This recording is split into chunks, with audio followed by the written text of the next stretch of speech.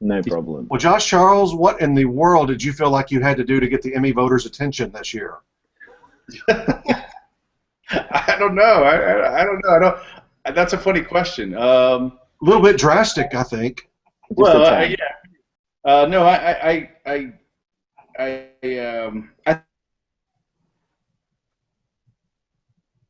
did some great show for a network show in its 5th season, and sort of dig in the way we did. I think we were all really it really made everybody really proud of the work we were doing on the show, and I'm glad that it resonated with viewers this year so much. But I don't know. I mean, I don't know how to answer that question, Chris. That's a tough one to start off with, man. Come on. But listen, mate, like, I thought we were friends. Like, we spoke, we chatted last November, and nothing, you didn't say a thing about the fact that Will was going to get killed, and bang, it happened, and we were all in shock. How the hell did you pull this off? Like, nobody had an idea. It was amazing. How do we keep it quiet? That's a good question. Yeah. Especially considering that the decision was made in season 4, so we kept it quiet for, I would say, over a year.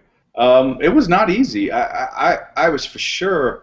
Also, I think what made it even harder was the fact that we were preempted a lot in season 5 for sporting events and the Olympics. So our normal sort of 4-episode lead time grew, and we were off the air for like a month here and a month there, the holidays, and so I just thought over that period of time that word would get out or someone would spill the beans, but no one did. I think it's a testament. It's a group effort. I mean, it's the cast who knew early on, the producers certainly.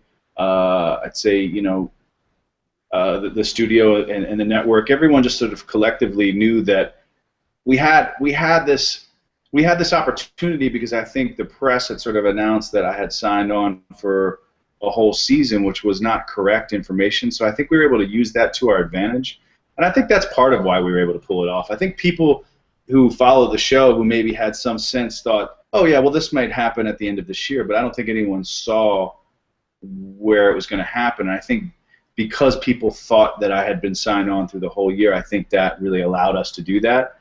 And I'm really glad we did, because it gave the writers a long time. It gave Will a proper goodbye.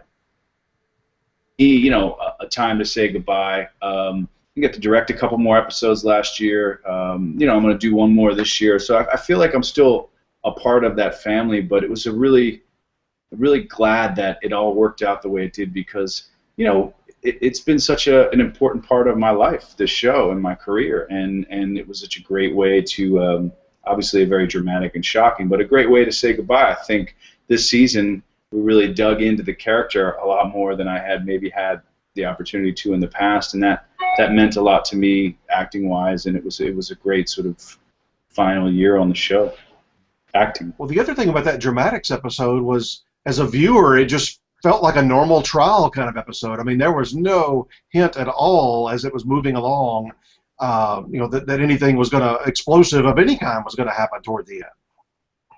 Yeah, I think that was their intent. It just felt a little, and Will battling. But I think what was cool is that we had introduced Hunter Parrish's character earlier in the season. In episode 7, I think it was, and I felt that was really important. Uh-oh, what happened? I lost you guys. You're okay. No, we're all good. I just looked at the screen and I saw like a gold derby thing. Sort of. We're just testing you. It's all right. so I think that helped. The big gold derby logo. Was that what you're saying? It was just flashing. I was like, all right, I don't know where Rob and Chris went, but I think that helped also, because it had set this character. People kind of knew about him. Was he ever going to come back? And then he came back, and you could see how invested Will got, in proving his innocence. And so it just added this tragic, component to it. Yeah, I don't know, it's cool. And so take us back to the night of. What happened after that episode aired? Because I saw a lot of the stuff on Twitter and Facebook and whatever. But first of all, just your immediate friends and family and colleagues, what was the reaction? What was some of your favorite reactions that you received that day and, and the following day? Well, it was interesting actually because the episode aired, and I was filming an independent film with Sarah Silverman and editing an episode that I had directed. So it was really, I had to do it over the weekends in the production office here in New York, sort of like this with the editor, via Skype, a kind of Polycom system.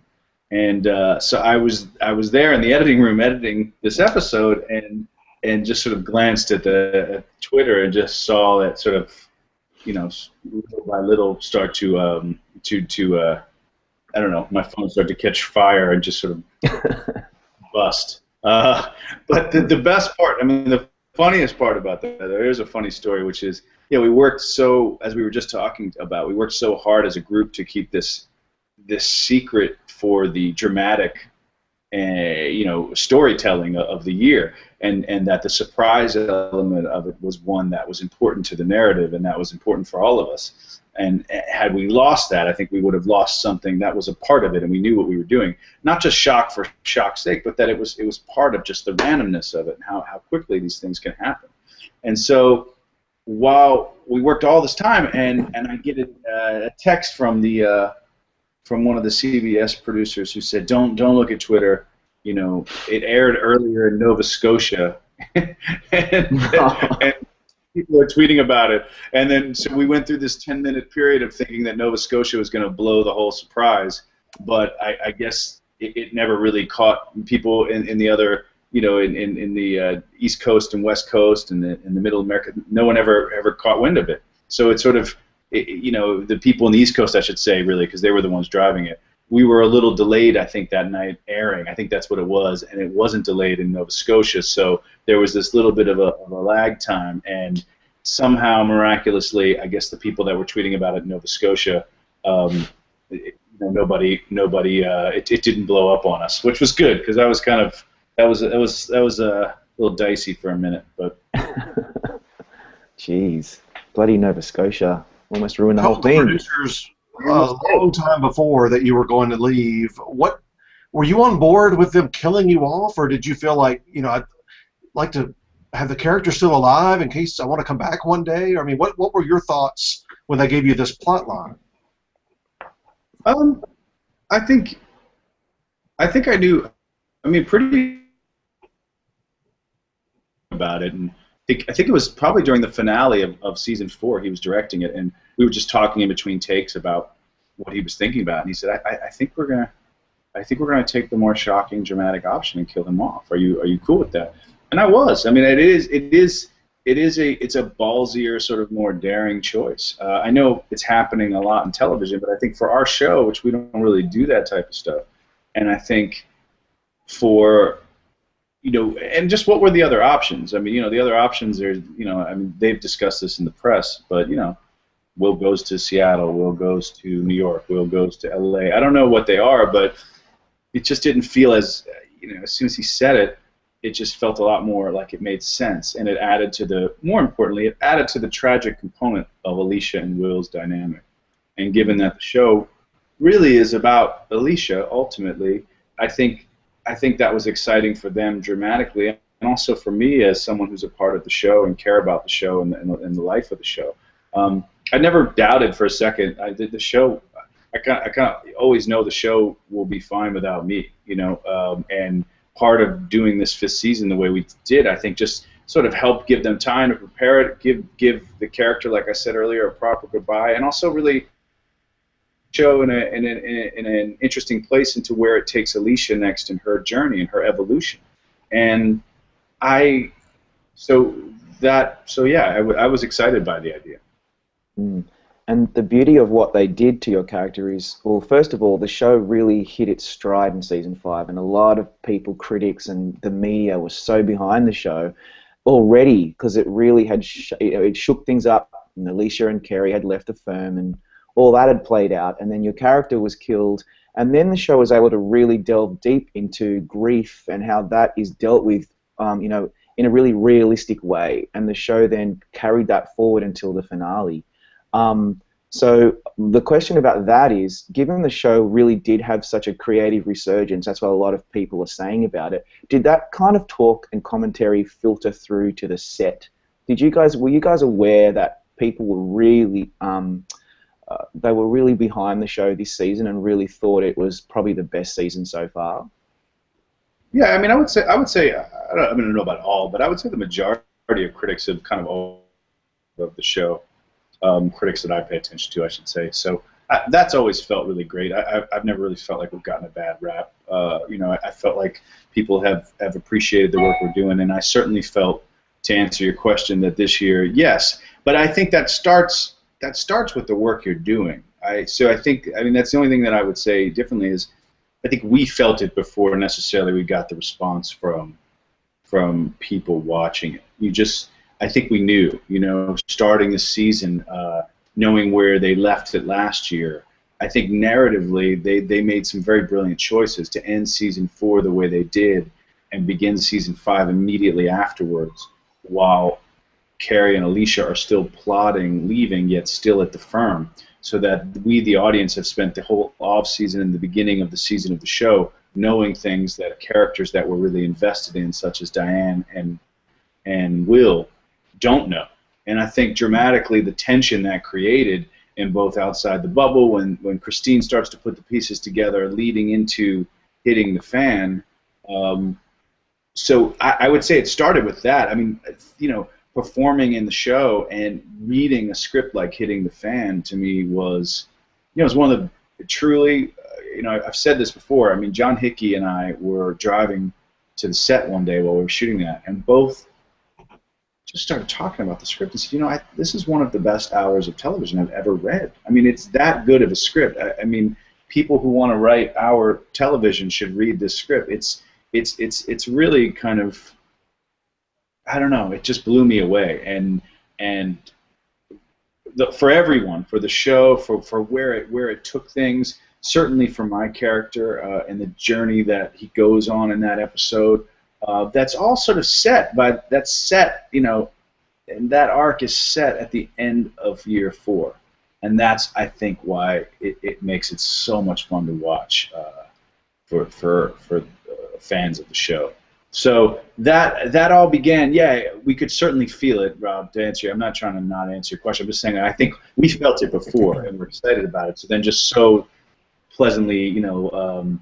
Surprised again to just feel like, yes, we felt it, and it's great to see audiences and critics respond to it as well. So, and now you've got your second Emmy nomination, and that's your episode choice for the Emmy judges as they watch those in the next couple of weeks. So, you've got a fun category again this year. You got guys from Breaking Bad and Downton Abbey and Homeland, and your buddy Peter Dinklage back again. And I was thinking, too, about all of you guys that are, especially at the age that you are, did you ever, in your wildest imagination growing up, think, oh, one day I'll be competing against John Voight for an acting award?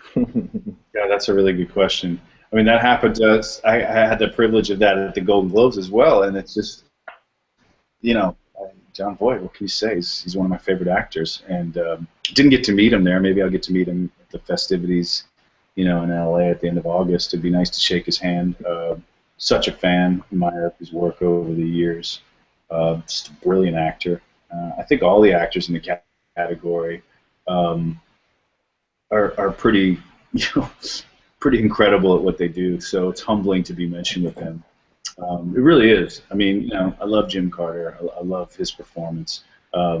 Peter, obviously, I've known for years and have always admired him, and I'm just so happy for him and the success that he's achieving, and that people are, you know, on such a global level getting to see what a brilliant actor he is. The work that, you know, the work that Aaron does on Breaking Bad, just him and all the actors are just remarkable on that show. And who am I leaving out? Mandy Patinkin. I mean, come on. I mean, it's just like, you know, it's just like it's the gift that keeps on giving. These people, you know, he's incredible at it. I've seen him on stage, seen him, you know, in films, television. I love everything about him and everything he does on Homeland. this is great. I mean, and to think I'm mentioned with these guys feels pretty exciting for me. Definitely, especially knowing that this is it for the show for me. So it's it feels pretty cool. As you're making your way toward the steps to accept your award, you can shake John Voight's hand. Yeah. Let's just go with that, okay? Why don't we just go with that? You know what, though? So I'd like to know this. Second Emmy nomination, right? Which one is sweeter, the first one a few years ago or this one? That's a good question.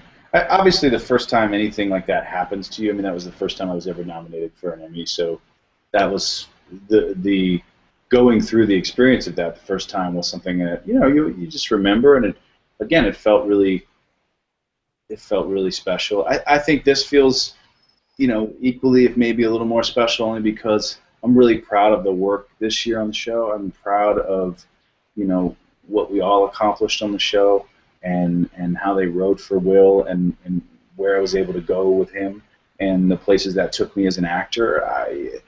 This felt particularly special this season. So yeah, but I don't know. It's one's the first, and you guess you remember those things, and this one feels special because I know it's the last for this show. Well, the neat thing about this one is, I mean, we keep up with all this Emmy history and stuff, and it's not all that often that once they move on from somebody, you didn't get nominated the year after you were first nominated. Once they move on, they typically don't come back to somebody. So to get a nomination a couple of years later, I think is very impressive. Oh, well, cool. Well, thanks, Chris. So, yeah, I mean, that's the thing. We were sort of chatting before we pressed record about, there's so many other people that I would have been thrilled to see get nominated as well, and that doesn't lessen anybody who has been nominated, myself included. But I feel like there's so many performances that are worthy. How do you factor it into to 5, 6, even 7, whatever it is, people? It's tricky to do that. I mean, the work of Peter Sarsgaard's work, Dean Norris. You could go on and on. I mean, Dean Norris' performance on Breaking Bad is, I think, where that character starts and where that character ends in the show is like, my wife and I just watching that show. There's so many great performances. His performance is so brilliant. The subtleties that he brings, where he starts that character, where you think that character may go, and the colors and the sort of depths and the nuance that he brings to that guy, year after year, of that sort of tension that he creates, of on one level making you laugh, and also that sort of danger.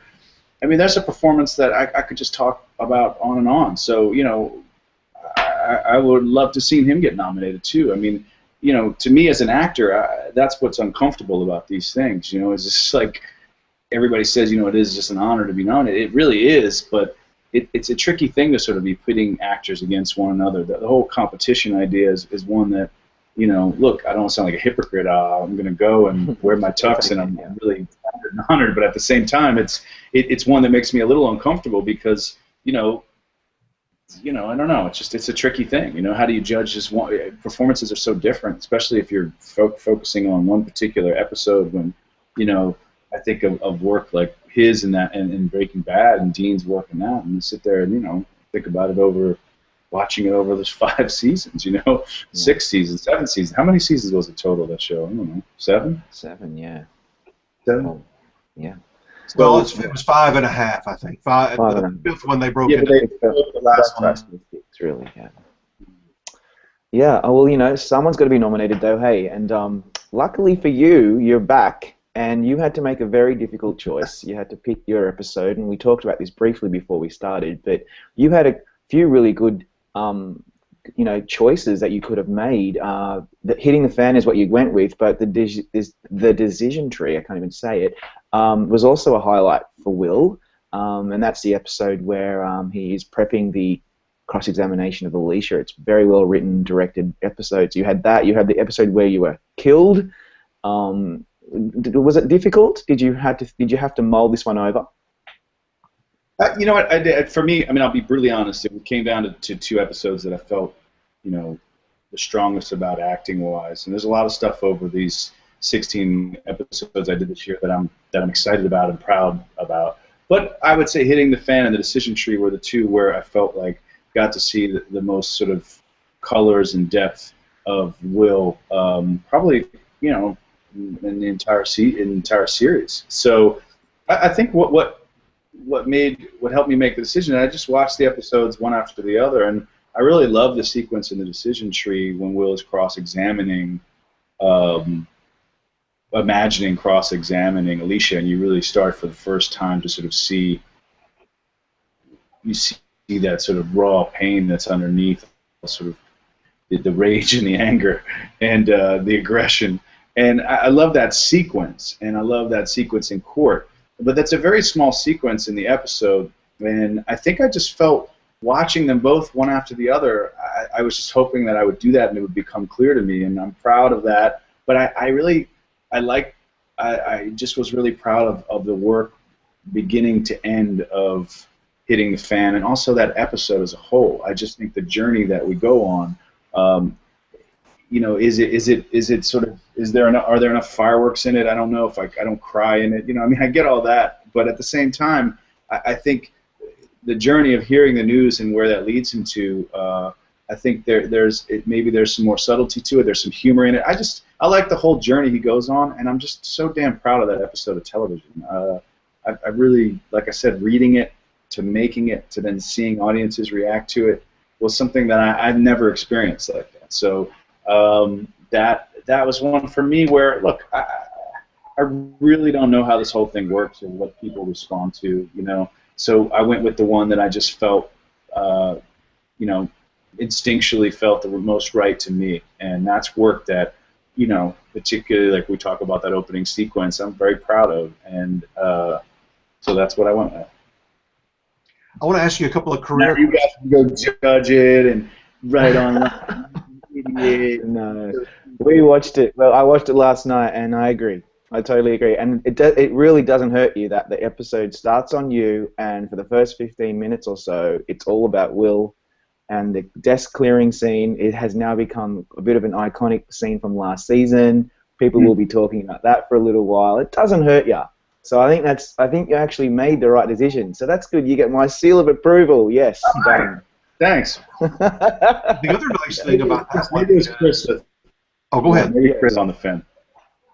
Maybe no, Chris I was like, the other nice thing about that one is, and I've noticed this on episodes for people before. We were talking about one before you joined us for somebody else. You get the credit in scenes that you're not in when the other characters are talking about you, and they're talking about you constantly in that episode, even when you're not on screen. So I think that helps as well. Yeah, I think it's also like, you know, you think about these things like honestly, that I just love that episode. I love all the performances in it. I love the episode itself. I love the writing in the episode. I love how you know, Mr. Whitmore directed it. I love, you know, David Buckley's music. I love Scott, our editor, just edited the hell out of it. I mean, everybody's performance. Everybody's got great moments. It moves and it takes you on such a journey. Is it something that that's all I can do. That's the only thing I can say. Well, I like this journey, and I like where the character goes through. And I had so many actor friends of mine reach out to me about the opening moment when he first hears the news. That was so touched by that actors responded to that moment, that sort of nonverbal moment that's not quite, you know, he doesn't really say anything. He just sort of takes in the news. That meant something to me, you know. So win, lose, who cares? That's the one I want with. Well, you got to follow your heart on those kind of things. Exactly. When I'm up there, when I'm like this, like applauding for whoever wins, you know, I'll just be like, that's the one I went with. Hitting the fan. Yeah, you've got a good shot. We all think you've got a really good shot. You do. No. No pun intended. There's your dog. There you go. See, I wanted to ask you a couple of career questions. It's the 25th anniversary of Dead Poets Society, and I saw Ethan Hawke in an interview recently talking about that movie. What was your takeaway from that? Now that you've had some time to reflect. Life-changing experience. Kick-started my career. Gave me a, you know, sort of one of the more memorable experiences making a film I've ever had. You know, met some great people in it. It was a life-changing, incredible experience to work with Peter Weir and get to work with all those guys. Norman Lloyd, God bless him. Incredible people. Alive. Huh? I said he's still alive. Norman is still, yes. Oh, I thought you said God rest his soul. I thought No, just God you'd bless him. prematurely taken him away. No. No, I didn't. No, God bless him, I said. Oh, okay. I'm sorry. Yeah. Actually, in that article, I don't know if you read it in Entertainment Weekly, but it was an interview with Ethan and the star of Boyhood, the young guy. I can't think of his name at the moment, but they were basically interviewing each other, and he told, is his name Eller, is that right? He told him that when he was on Dead Poets that Norman Lloyd had pulled him aside at one point and said, this is the learning opportunity of a lifetime to have a director like Peter Weir, you know, take in everything you can. And I'm sure you did the same. Oh, absolutely. Yeah, totally. And Leon Pownall played one of the professors.